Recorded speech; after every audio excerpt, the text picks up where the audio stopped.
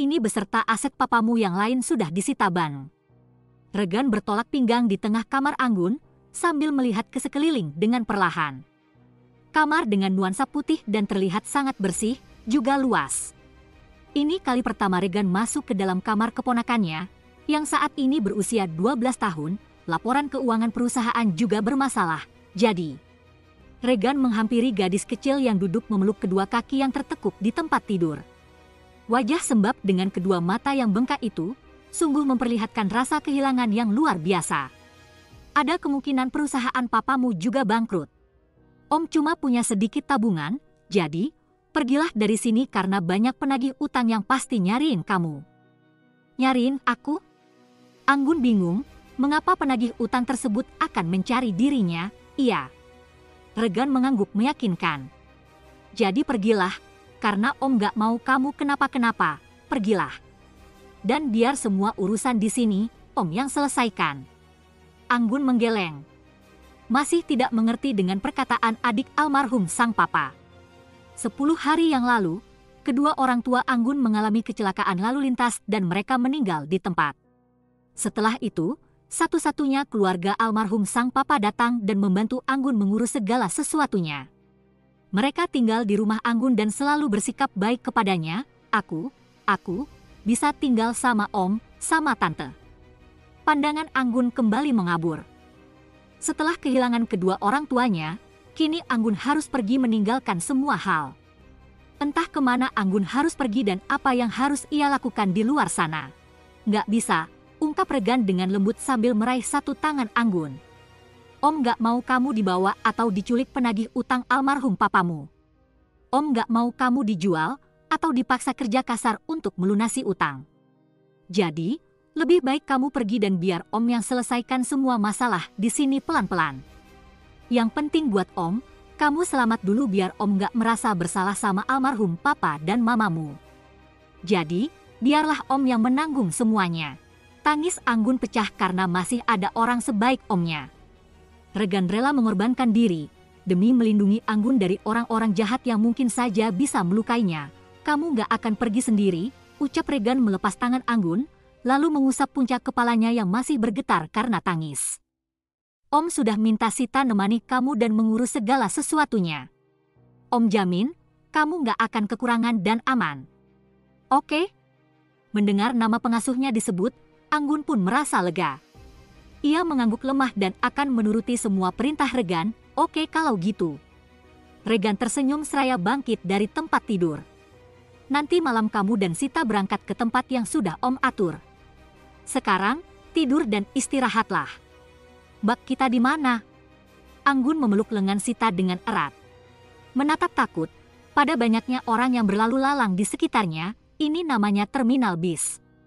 Sita masih berdiri di tempat dan menimbang-nimbang akan membawa majikan kecilnya pergi kemana. Sita memang lahir dan besar di Jakarta. Namun, kedua orang tuanya sudah tiada dan Sita bekerja menjadi pengasuh Anggun sejak ia lulus SMA. Saat itu, Anggun baru berusia 6 tahun dan baru saja masuk ke sekolah dasar. Sementara Sita tidak memiliki saudara ataupun tetangga, karena selama 6 tahun kebelakang ia sudah tinggal bersama keluarga Anggun. Terus, kita mau pergi kemana? Bak juga bingung, Non. Sita menatap iba pada majikan kecil yang selalu baik kepadanya. Kira-kira, apa yang akan terjadi andai saja gadis itu tahu tentang kenyataan yang ada, sembari berpikir, tatapan Sita terus berlari ke area terminal yang bisa dijangkau. Namun, begitu pandangannya jatuh ke satu titik, Sita lantas menelan ludah. Ia segera membuang wajah dan menunduk menatap Anggun. Non. Sembari menahan tremor, Sita melepas tangan Anggun lalu menangkup kedua bahu gadis itu. Dengarin saya baik-baik. Anggun mengangguk, kendati masih dilanda kebingungan dengan keadaan yang dialaminya saat ini. Mulai sekarang, nama Non itu Indah, seru Sita. Kalau ada yang tanya, bilang namanya Non itu Indah. Indah kau. Nia. Indah Kurnia bukan Anggun Kalingga. Lupakan nama Kalingga. Tapi kenapa, Mbak? Tolong turutin saya, Non, mohon Sita kemudian menggeleng. Pokoknya ingat pesan saya. Mulai sekarang, jangan percaya sama siapa-siapa. Kalau terjadi sesuatu, pergi dan cari panti asuhan. Mbak, jangan nangis dan mulai sekarang nggak boleh cengeng, desis Sita ketika melihat kedua mata Anggun berkaca-kaca. Kalau nanti saya suruh pergi, Non harus pergi. Ingat pesan saya, cari panti asuhan dan nama Non sekarang Indah Kurnia. Jangan pernah bilang ke siapapun kalau Non itu Anggun Kalingga. Bisa? Bei bisa. Oke. Sita melepas ransel yang berada di punggung Anggun, lalu memakaikannya di depan dada gadis kecil itu. Ranselnya jangan sampai lepas dan jangan dipindah di belakang. Peluk kuat-kuat, titas Sita dengan suara pelan.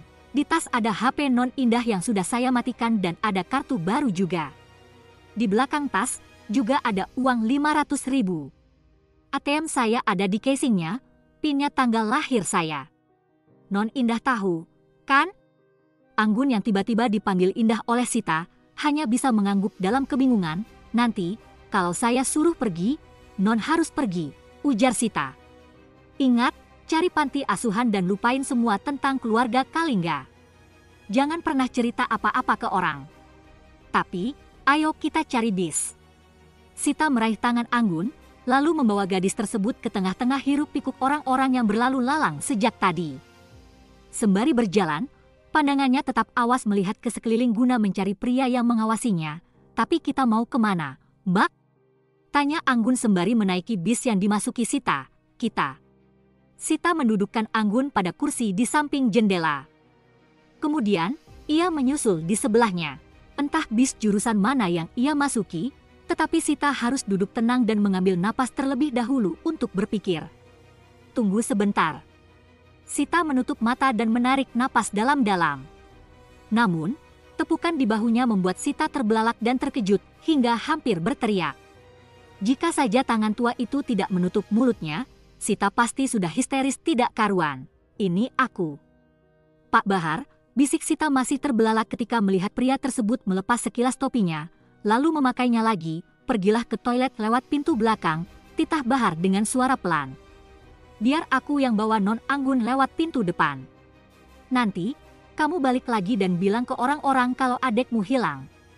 Tapi, Pak, nanti aku telpon, kalau semua sudah aman, putus Bahar terburu. Sekarang keluar, biar Non Anggun aku yang bawa. Ayo, Non, ikut Bapak. Sita menatap Anggun cukup lama, lalu mengangguk dan berdiri. Sebelum pergi, Sita kembali mengingatkan sesuatu. Ingat baik-baik pesan saya yang tadi, ya, Non. Jangan sampai lupa dan hati-hati.